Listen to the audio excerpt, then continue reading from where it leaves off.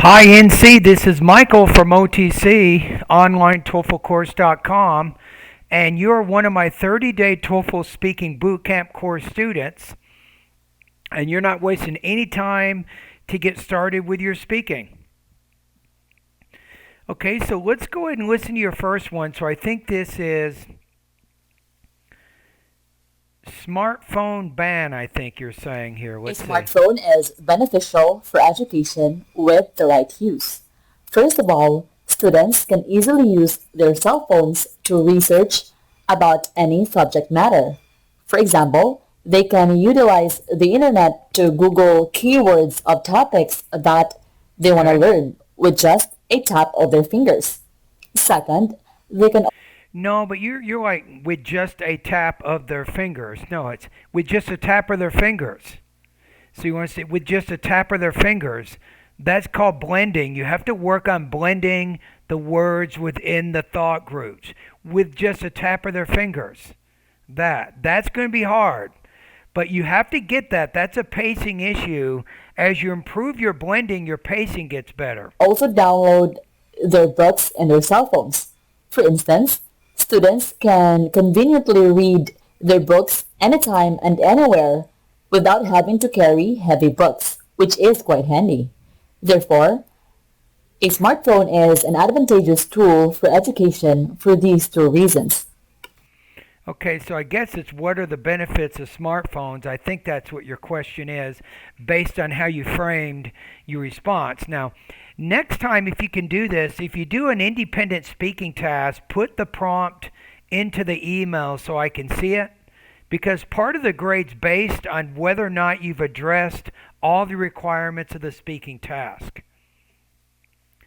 If it's an integrated speaking task, don't worry about it. I don't need the reading, the listening. It's too complicated. Forget it. I can still give you a pretty good score. I'll assume that your response is complete and accurate based on the reading or the listening passage, but I can still look at it in terms of delivery and language use, even if I don't have access to the content that you use for the practice test. I can still give you a really accurate score there. Okay, so I don't know. Let me think about this. Let me go over to what do we got?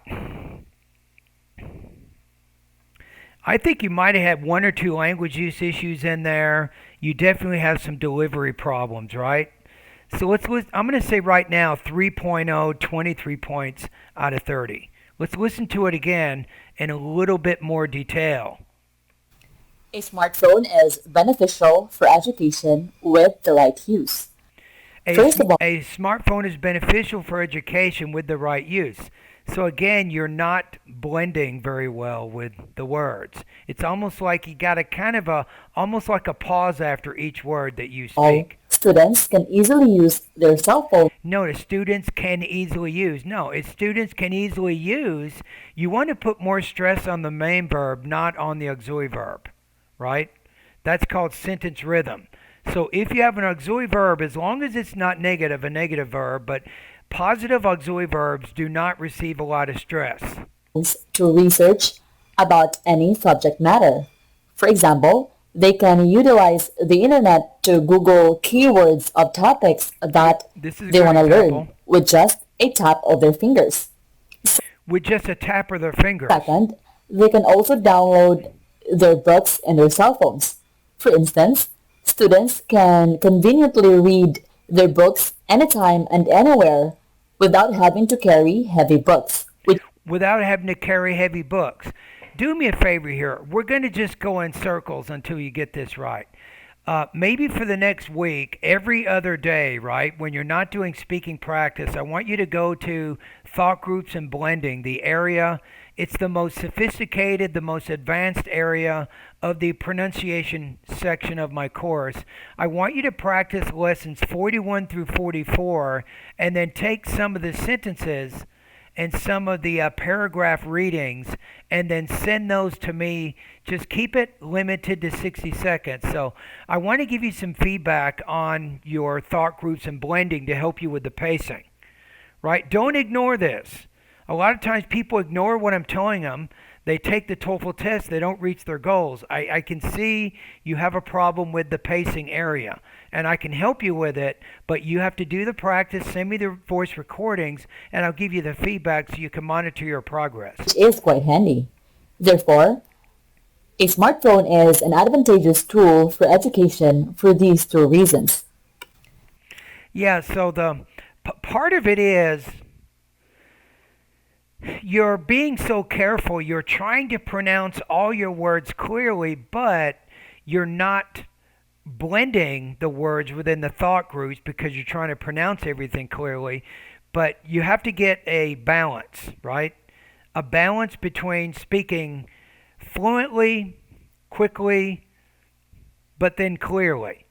But you don't want to slow down so much that your pronunciation is very clear, but you're speaking too slowly. That's not good either. So you have to get that balance in the middle. Okay, remember what I just said. Do some practice with lessons 41 through 44 for the next week or two, and then send some of that to me by email. Keep it limited to 60 seconds. So maybe tomorrow you can do some pronunciation practice, send me a voice recording. The next day you maybe can do some speaking practice. But I think you want to alternate here. Let's do both for a minute, and let's see if you can get control of your pacing. Once that gets better, of course, your score is going to get better. So I'm going to put you at 23 to 24 points out of 30. I think you do have some minor problems with both pacing. I think that's also affecting your intonation to a degree. If you want to learn more about intonation, you can go to pronunciation lessons 36 through 40, all of which deal with the tonal patterns of American English. You'll see 5 different videos that focus on the intonation patterns. All right, and thank you for doing this practice test.